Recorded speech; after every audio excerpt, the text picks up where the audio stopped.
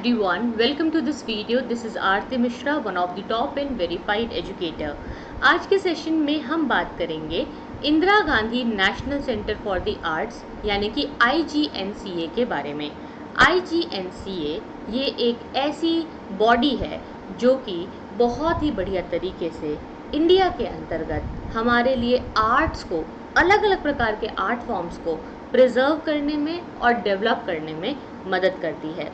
तो अलग अलग प्रकार के जो आर्ट फॉर्म्स हैं उसके बारे में हम बात करेंगे, बट पहले जानेंगे कि ये जो है इसकी फाउंडेशन कैसे हुई थी, Indira Gandhi national centre for the arts कैसे आया और ये क्या काम करता है।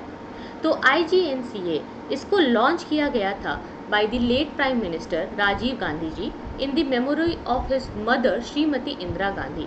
तो श्रीमती इंदिरा गांधी जी के नाम पर इन्होंने ये शुरू किया 1985 में। जब ये आया तो इसको हेड कर रहे थे चेयरमैन, जो कि असिस्टेड थे बाय एन एग्जीक्यूटिव कमेटी। एक एग्जीक्यूटिव कमेटी के द्वारा जो है ये असिस्टेड थे। और IGNCA जो है ये जो काम करता है इसके अलग अलग पार्ट्स में ये काम करता है। इसके अंदर ना 6 फंक्शनल यूनिट हैं और वो अपने अपने लेवल पर कामों को डिवाइड करके अपना अपना काम देखते हैं।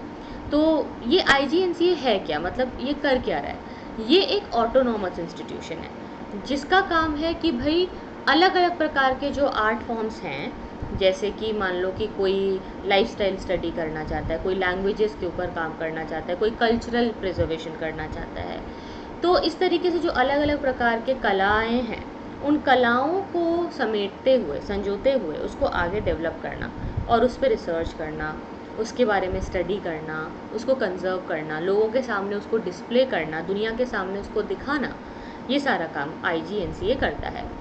तो IGNCA एक ऑटोनॉमस इंस्टीट्यूशन है जिसका काम है रिसर्च, कंजर्वेशन, डिस्प्ले और डिसेमिनेशन ऑफ आर्ट्स। ठीक है, तो अलग अलग कलाओं के बारे में ये ध्यान देता है। इसके 6 फंक्शनल यूनिट्स हैं। ठीक है, क्या क्या है ये 6 फंक्शनल यूनिट, ये याद रखिए, ये प्रीलिम्स के लिए बड़ा इंपॉर्टेंट है, ध्यान रखिए। पहला, कला निधि, जो कि एक मल्टी फॉर्म लाइब्रेरी है। इसमें कई सारी बुक्स, किताबें हैं जिन्हें प्रिजर्व किया गया है।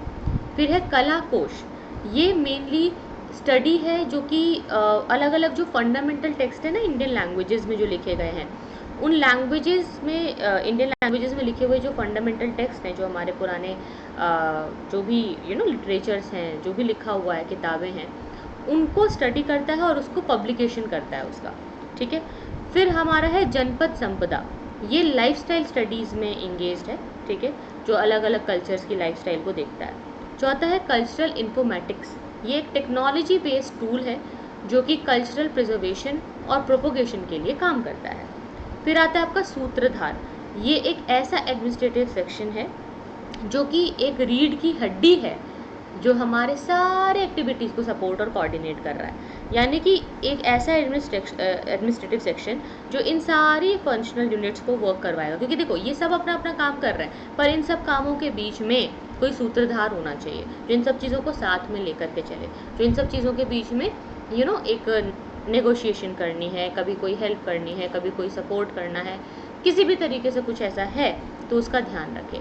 फिर आता है आपका कला दर्शन, ये एक एग्जीक्यूटिव यूनिट है। एग्जीक्यूटिव यूनिट का मतलब जो एग्जीक्यूशन करते हैं, जो लागू करते हैं चीज़ों को। ये क्या करता है, ये रिसर्च को और स्टडी को ट्रांसफॉर्म करता है।